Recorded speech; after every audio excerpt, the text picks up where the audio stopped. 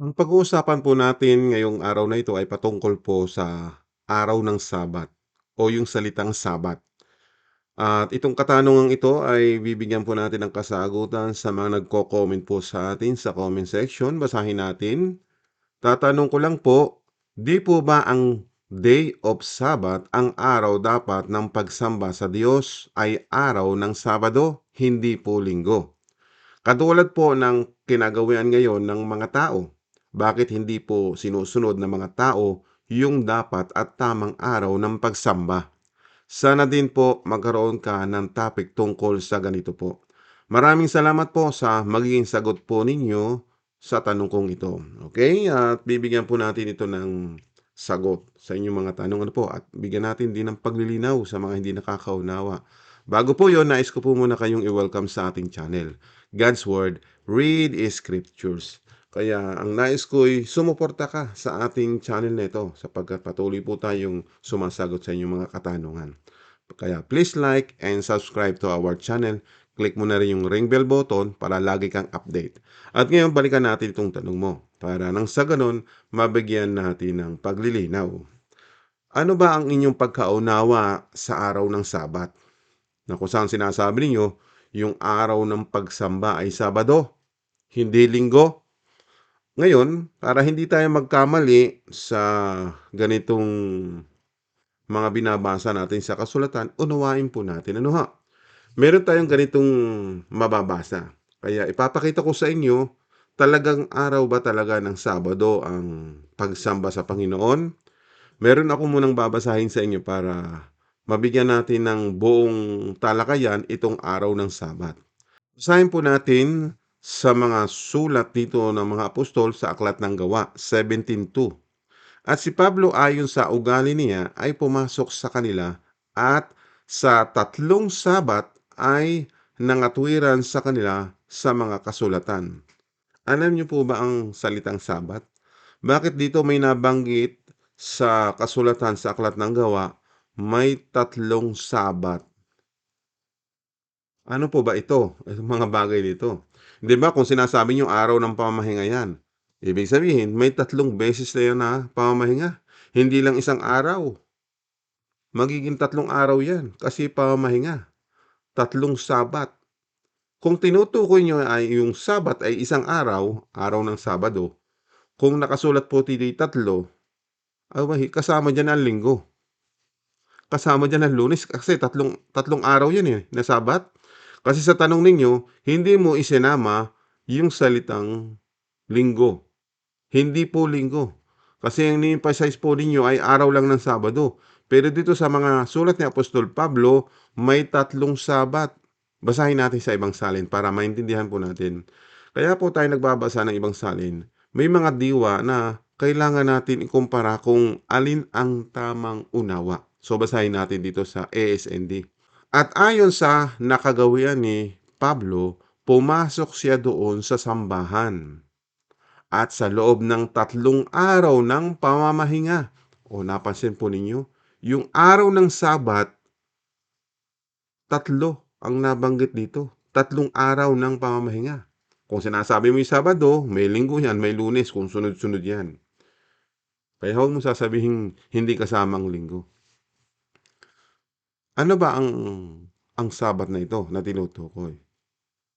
Para ho malaman natin yung araw ng Sabat, unang-una ito po ay inutos sa bayang Israel. Hindi po yan sa atin. Yun po ang kauna-unahan na inutusan ang bayang Israel. So bago tayo tumungo doon, ililinaw ko lang itong 3 Sabat. Ang ibig sabihin ng pamamahinga, hindi ka gagawa, di ba? Kung ang tinutukoy diyan ay pagsamba, ano ibig sabihin noon? Kaya tayo nahihirapan sa pangunawa sa mga kasulatan, hindi natin nasasaliksik pa ng buong-buo ang kasulatan. Kaya narito yung channel nagtiyatiyaga sa mga bawat nagtatanong. Kaya po dito, hindi po tayo para magsalita ng may kasinungalingan. Binabasa natin sa kasulatan para maintindihan po natin. Ano ha? Kaya daw sa mga basher natin, ay wala na po tayong magagawa kung babaluktutin pa ang ganitong pag-aaral natin. Sa haba-haba na po ng ating mga itinuturo ay patuloy pa rin sumasalungat ay yung iba ay tumitigil na lang dahil hindi po talaga sila magkakaroon ng unawang espiritual kung hindi nila kayang sundin ang pamaraan at utos ng Diyos. Kaya sila din po ang mapapahamak. Amen? So magpatuloy tayo. Ganito po yan. So mag-uumpisa muna tayo magbasa dito sa Exodus 16:23 para maintindihan natin yung salitang Sabat. Basahin natin. At kanyang sinabi sa kanila, ito ang sinalita ng Panginoon. Bukas ay takdang kapahingahan, banal na Sabat sa Panginoon. Ihawin ninyo ang inyong iihawin at lulutuin. At lutuin ninyo ang inyong lulutuin at lahat na lalabis ay itago ninyo sa ganang inyo na inyong itira hanggang sa kinabukasan. Ngayon, yung sinasabi ditong araw ng pagsama ng Sabat, yung nakalagay po diyan, yung po ay sinalita ng Panginoon na kung saan ay kapahingahan yung salitang Sabat. Banal na Sabat sa Panginoon. Kung ganito ang inuutos ng Panginoon, dapat ganyan ang ginagawa ninyo na magkakaroon kayo ng iihawin, lulutuin. Sa inyo bang pagsamba, ganyan ang ginagawa ninyo? Nag-iihaw ba kayo? Kasi ibabase ko lang, ano ba ang inyong paraan ng pagsamba? Sino ba ang nagtatag ng Sabadista para turuan kayo ng araw ng pagsamba ay Sabado?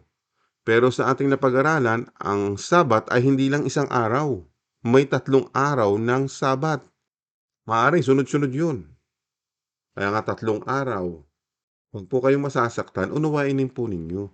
Baka yung inyong paggawa at pagsunod ay hindi pala paraan ng Diyos. Nakita po ninyo? At yung araw ng Sabat, inutos lang sa bayang Israel. Yan ang malinaw. Ano ha? So ngayon, nililinaw pa natin sa mga bagay na ito na kung saan ang inutusan ay yung bansang Israel. Malinaw po ba? Na kung saan sa araw ng Sabat ng Panginoon ay gumagawa sila ng, yan, sinasabi diyan, lulutuin ninyo ang inyong lulutuin. Huh? Lutuin ninyo ang inyong lulutuin. So, ibig sabihin pala, pwede ka magtrabaho. Meron palang inuutos ang Panginoon. Kasi po, may ibang mga term yung salitang Sabat na kung saan ay hindi pwede magluto o magtrabaho. Mamaya mapapadaanan po natin yun. Conflict ba yun? Yung araw ng Sabat, ang sabi ng Panginoon, pwede ka magluto. Pero may panahon naman ng araw ng Sabat, hindi pwede magluto. Diba? Nalilito kayo. Kaya bakit sinabi ni Apostol Pablo naman na may 3 araw ng pamahinga o araw ng Sabat? Kasi po yung araw ng Sabat, pamahinga. Nakita po ninyo? So yan. Magpapatuloy po tayo sa ating pong pagbabasa. Meron pa tayong mababasang ganito. Tuloy natin lang sa 25. At sinabi ni Moises, kanin ninyo yaon ngayon, sapagkat ngayoy Sabat na ipinangingilin sa Panginoon, ngayoy hindi kayo makakasumpong sa parang. Ibig sabihin pala, yung panahon ng Sabat, pamahinga, ay yung araw na hindi pamahinga, mayroon pala silang pinupulot. Ano ba yung pinupulot? Sa parang. Ito po yung mana, para maintindihan ninyo. Sa panahon naman natin ngayon, wala namang umuulan ng mana para manimot upang maging kanin. At doon sa araw ng pamamahinga, hindi sila mamumulot. Sabi diyan, hindi makakasumpong. Basahin natin sa ibang salin. Sinabi ni Moises sa kanila, kainin ninyo iyan ngayon, dahil ngayon ang araw ng pamamahinga para sa Panginoon. Wala kayong makikita niyan ngayon. Ano yung makikita nila? Yung pong mana, na kung saan yung po'y makikita sa paligid nila. Pinapaulan ng Panginoong Diyos ng mana para may makain ang mga Israelita. Malinaw po ba? Ngayon, ipagpatuloy natin ang pagbabasa sa verse 26. Makakakuha kayo ng pagkain ito sa loob ng 6 na araw, pero sa ikapatong araw ay magpapahinga kayo. Sa araw na iyon, wala kayong makukuhang pagkain. So, yun pala yung mana. Hindi naman panahon natin yung panahon nila noon para ganapin natin yung salitang Sabat. Malinaw po ba, kaibigan? Hindi ko alam ang real name mo, but salamat sa iyong mga tanong na ito at ikaw sana'y magkaroon ng unawa na kung saan yung Sabat ang tinutukoy mo, baka mali yung aral at turong natanggap mo, kaibigan. Magbasa-basa ka ng kasulatan patungkol sa araw ng Sabat. Umpisahan mo sa aklat ng Exodus. Meron akong in-upload diyan ng full version ng aklat na audio Bible. Pakinggan mo yun hanggang sa matapos. Ano? Kasi kung babasahin natin ito ng dire-diretso mula chapter 1 hanggang doon sa last chapter, mauubos po ang ating oras. Kaya I suggest na lang po pakinggan ninyo para maintindihan ninyo yung patungkol sa Sabat na kung saan dito may mga iba't ibang klase ng Sabat. Kaya po tayo nagsasummarize na lang po sapagkat napakalawak po yan niyan. Kaya tumulong din po kayo sa pagbabasa. Kayo din po ang makakatuklas niyan kung kayo magbabasa. Kayo rin po ay gagamitin ng Panginoon kung alam ninyo ang pamaraan at utos ng Diyos. Amen? Kasi yung mga taong makakaunawa nito, yun po ang mabibigyan ng karunungan, kaalaman at pangunawa sa kanyang mga salita. Kung marunong kang tumupad sa kanyang mga utos. Amen po ba? Ngayon, magpatuloy po tayo sa ating pinag-aaralan na kung saan ay mabigyan pa natin ito ng diin, yung salitang Sabat. Ano po? Kaya sabi mo, bigyan ito ng magandang topic, no? Magkakaroon talaga tayo ng topic dito kasi po kung kayo po ay Sabadista at talagang hindi nyo kayang tanggapin ang mga aral na ito na mababasa natin.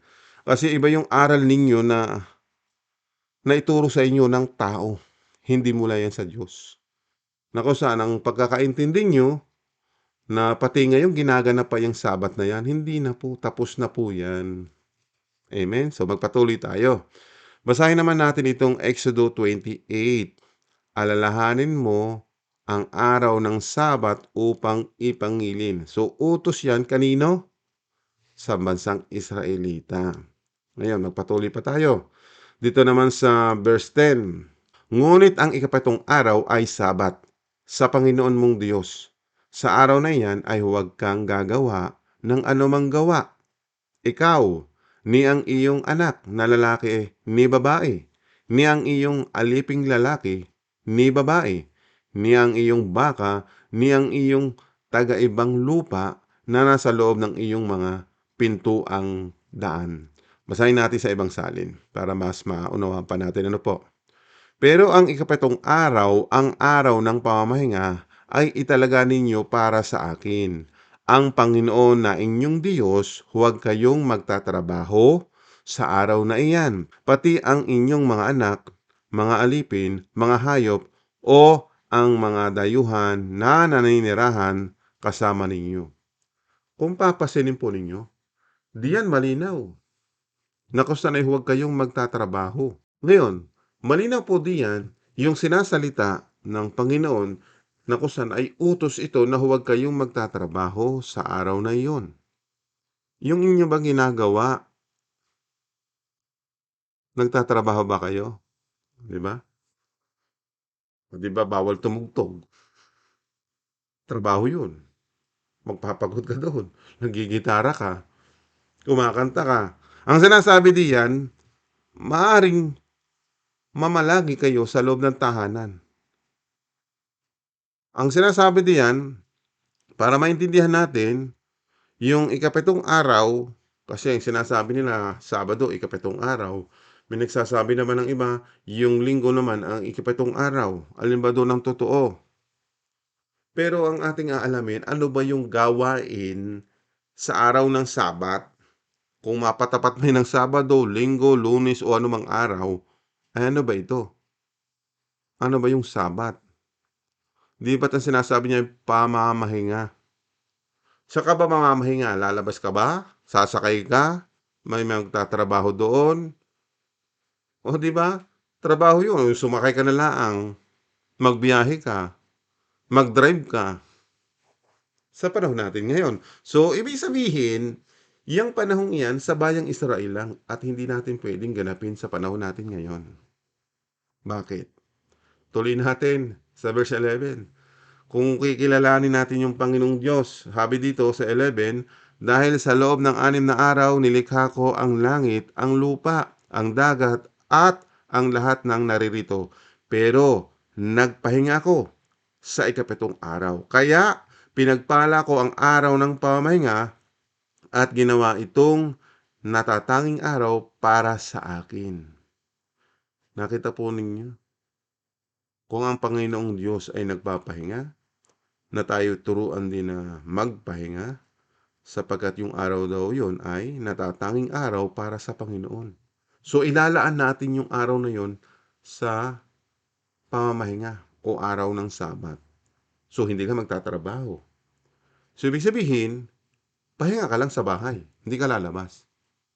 Yung inyong pagsamba, pumupunta kayo, nagsasama-sama. Nakita po ninyo? Naget mo ba ninyo ibig sabihin? Pag sinabing pahinga, doon ka lang sa tahanan, magpahinga ka. Maaaring matulog ka, di ba? Kasama ng iyong pamilya. Meron pang ganito tayong bababasa sa kasulatan para mas maintindihan natin. Ano po? Basahin naman natin itong Exodo 31:13. Salitain mo sa mga anak ni Israel.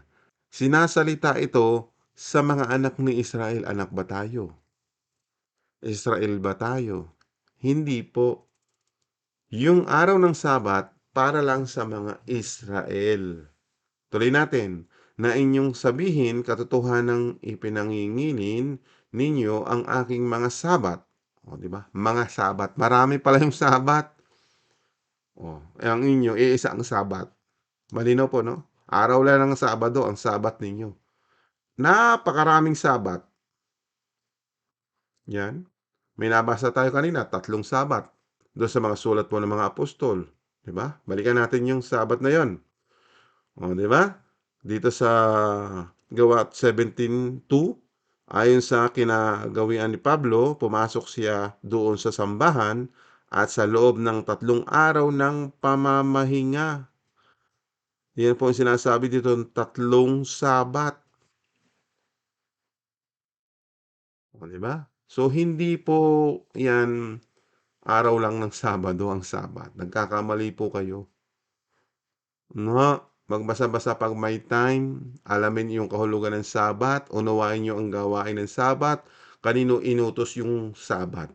Malinaw po ba? So balik tayo para makapagpatuloy po tayo sa ating pag-aaral na kung saan ay itong ating inaaral araw ng Sabat ay para lang sa mga Israelita. So malinaw po, ulitin ko ito.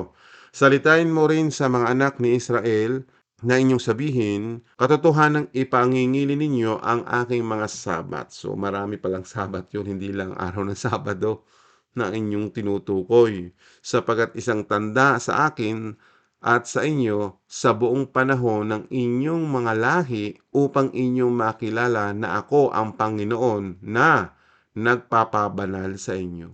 So sa kaninong lahi po? Lahing Israel. So malinaw po ba dyan? Ngayon, magpatuloy pa tayo kasi mas maganda ito ipagdikdikan sa inyo para maintindihan ninyo. Kung titigas pa rin ang ulo ninyo na kung saan ay yung Sabat ay sa halip na gawin nyo ng tama, minamali pa ninyo. No, di ba? Ginagawa niyo lang isang Sabat, araw lang ng Sabado. Kung yung may 3 araw ng Sabat, katulad ng sinabi po doon kay Pablo, di ba? Kinaugali na nga ito ng mga Israelita, di ba? O ngayon, tuloy pa natin. Jump na tayo sa 15. 6 na araw na gagawin ang gawain, datapwat ang ikapitong araw ay Sabat na takdang kapahingahan. Ayan, takdang kapahingahan. Ano ba inyong pahinga? Ayan, naglulundagan kayo. Di ba? Nagbabiyahe kayo papunta doon sa inyong pagtitipon. Bawal nga di ba? Nagdadrive ka pa, kawawa nga naman na kung saan na hindi nyo sinusunod yung pamaran at utos ng Diyos. Basahin natin sa ibang salin. Gawin ninyo ang mga gawain ninyo sa loob ng 6 na araw. Gawin daw ng mga Israelitang ito yung gawain sa loob ng 6 na araw, pero sa ikapitong araw ay magpahinga kayo. Ano ibig sabihin magpahinga? Lalabas pa ba? Gagala pa ba? Kaya ka magpahinga, dito ka sa iyong sariling tahanan. Sapagkat banal ang araw na ito para sa akin. Papatayin ang sinumang gagawa sa araw na ito. O, di ba? O yan, utos yan. O kung kayo gumawa, ay di papatayin kayo. Kaya hindi na po 'yan puwede nating, isagawa. Kasi kung utos 'yan ng Panginoon, eh, baka kayo mapatay kung gagawa kayo. Eh, bawal nga, eh, 'di ba? Sapagkat banal ang araw na ito para sa akin, papatayin ang sinumang gagawa sa araw na ito. Sige nga, eh, gumawa na kayo, nagbiyahe pa kayo. Nagbiyahe kayo ng 1 oras o 30 minutes, o 'di ba? Lumabas kayo ng tahanan ninyo, ayan, papatayin ang sinumang gagawa. Baka ikatuwiran na, "Ay, hindi naman kami nagtatrabaho, kaya nga kami sumisimba." Eh, papaano yung nagda-drive? 'Di ba trabaho yon mag-drive? Mauubos kayo. Kung tuwing may magda-drive papunta sa inyong gawain, papatayin. O 'di walang magda-drive, o may magda-drive na papatayin, eh, mauubos ang inyong membro. Eh, kung maglalakad naman kayo, bawal din. Trabaho yung maglakad, papatayin din. Yan ang hindi niyo naiintindihan. Kaya yung mga Sabadista na itinuturo yung araw ng Sabado ang pagsamba nila, ay mali rin po yun. Marami kasing Sabat na ating nabanggit. Kaya ito dapat nating malaman. Kaya kayong mga Israelita dapat niyong sundin magpakailanman ang ipinapagawa ko sa inyo sa araw ng pamamahinga. O kanino inutos? Sa mga Israelita, hindi sa mga Pilipino tulad natin. So malinaw po ba? Nakakasunod po ba kayo? O ito pa, idagdag natin ito. Chapter 35 tayo ng Exodo. Huwag kayong magpapaningas ng apoy sa inyong buong tahanan sa araw ng Sabat. O di ba? Ay di nasa bahay nga laang, magpapahinga kayo. Bawal din magluto. Bawal magningas, eh, di ba? Bawal din po magpaningas, di ba? Ayan po. Huwag kayong magpapaningas ng apoy sa inyong buong tahanan sa araw ng Sabat. Ibig sabihin, hindi pwede kayo lumawas. Huwag kayong magtitipon-tipon. Di ba? Meron po kayong pagtitipon araw ng Sabat. Nilalabag niyo yung utos ng Diyos. O ito pa, basahin natin sa ibang salin. Kaya huwag kayong magtatrabaho kahit na magsindi ng apoy sa bahay ninyo para magluto sa araw na iyon. O, siyempre, magugutom ka. Magluluto ka, pupunta ka sa inyong mga kapilya, sa inyong pagtitipon. Eh, bawal nga magluto. Stay ka lang sa bahay, matulog ka. Magpahinga ka. Kung ikay sasamba, abay yun. Fasting din ang kailangan mo. Diba? Kung mananalangin ka. Pero, yan po, bawal magtrabaho, bawal magluto. Kasi po, yung panahon natin ay, kung ikukumpara sa panahon nila, kasi yung pagsindi, hindi naman katulad natin ngayon, isang click lang sa kalan, may sisindi ng apoy. Di ba? Hindi katulad nila, talaga pag nagsiga pa, para magsindi ng apoy, ay pahirapan, di ba? Kung meron na silang technology na para magsindi ng apoy, hindi natin alam. Sapagkat yung mga tinatawag na primitive, na kung saan ay paano magsindi, talagang kinukuskus o kinikiskis sa kapwa kahoy, para na magkaroon ng ningas o ng apoy. Hindi ba po ba? O, dagdag lang kalaman po yon. Ngayon, dagdag pa natin ito. Basahin din natin itong aklat ng Levitico 8:33.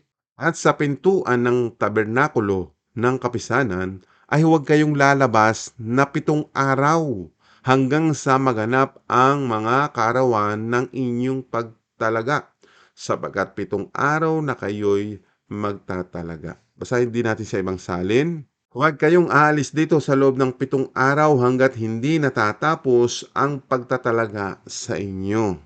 Ang Panginoon ang nag-utos sa atin na gawin natin ang ating ginagawa ngayon para matubos kayo sa inyong mga kasalanan. Kinakailangang manatili kayo rito araw at gabi sa loob ng 7 araw. At gawin ninyo ang pinapagawa sa inyo ng Panginoon para hindi kayo mamatay, dahil ito ang inuutos sa akin ng Panginoon na dapat ninyong gawin. O yan. Nakita po ninyo? Meron pang Sabat na manatili kayo sa araw at gabi ng 7 araw o 1 linggo. Gawin niyo ang ipinapagawa sa inyo ng Panginoon. So, utos yan sa mga Israelita. Ngayon, kung lalabag naman sa mga utos ng Diyos, yan, mamamatay naman. Kaya nakakatakot po ang sumuway sa utos ng Diyos. Lalo na yan kung sa panahon na ng mga Israelita. Amen po ba? Nagigit po ba ninyo yung araw ng Sabat? Kaya nga po yan, maiintindihan pa natin, tapusin ninyong bidyong ito para maalaman natin ang kahulugan ng Sabat. Kaya nga, kung alamin natin yung pamamaraan at utos ng Diyos, hindi tayo magkakamali sa pagsunod. Ngayon, bakit ba natin susundin yung mga bagay na hindi naman sa atin ipinapagawa sapagkat yan iinutos lang sa mga Israelita? Ito, para maintindihan natin, ito po, Levitico 19:30. Ipangingili ninyo ang aking mga sabat at igagalang ninyo ang aking santuaryo. Ako ang Panginoon. Ilan ba ang pagkaintindi nyo sa Sabat? Isa lang? Araw lang na Sabado? Pag sinabing ipangilin nyo ang aking mga Sabat, ay marami yan. Kung ibabase mo lang dito, kaibigan, sa tanong mo, ang sabi mo dito, ang day of Sabbath, ang araw na dapat ng pagsamba sa Diyos ay araw ng Sabado, hindi Linggo. Ngayon, ibase mo dito. Ang sabi ng Panginoon, ipangingilin ninyo ang aking mga Sabat. Mga Sabat. Marami pala yun. Sa inyo, araw lang ng Sabado. Ibig sabihin, hindi mo rin tutuparin. Hindi mo tinutupad yung utos ng Diyos. Nagkakasala ka sa Diyos. Kung araw lang ng Sabado ang inyong paniniwala. Sino ba nagturo niyan sa inyo? Ang Panginoong Diyos o galing sa tao lang na hindi nakakaunawa? Kaya mag-isip-isip po kayo, magbasa-basa kayo. Kaya narito ang ating programa, puro basa sa kasulatan para maintindihan natin. Yung binabasa natin, God's Word, mismo salita ng Diyos, hindi galing sa aking kaisipan. Galing ito sa mismo sa salita ng Diyos. Amen? Kaya yung inyong pagkaunawa dito, mga Sabat, sa inyong araw lang ng Sabado, ayaw pa niyong isama ang linggo. Magkakatigit na araw yun. Kung sinasabi ni Apostol Pablo, may 3 Sabat. Di ba? O yan. Malinaw na po ba?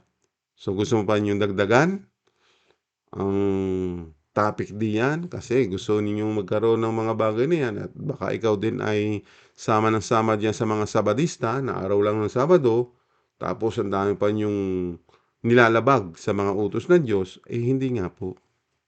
Kahit sundin nyo yan, wala yang silbi, wala riyang saysay, wala din yang pakinabang kung gagawin nyo iyan. Nagpapagod lang kayo sa walang kasaysayang mga pamaraan ninyo mula sa tao. Ang mga utos na yan, hindi yan sa utos ng Diyos. Ibig sabihin, kung ginagawa nyo ang mga bagay na yan, hindi pa rin kayo nakakasunod sa mga pamaraan at utos ng Diyos. Magpe-fail din kayo bandang huli. Kaya para hindi tayo magkamali sa ating pagsama sa mga sekta o relihiyong o iglesia na nagtayuan ngayon, kayo mismo ang tumuklas, alamin ninyo. Kaya mapalad ka, kaibigan. Napadaan ka sa channel nito para mapakinggan mo ang tungkol sa araw ng Sabat. Amen? So magpatuloy pa tayo. At gusto kong idagdag itong mga bagay na ito para maintindihan mo, no? Basahin din natin ito sa kay Propeta Ezekiel 20:12.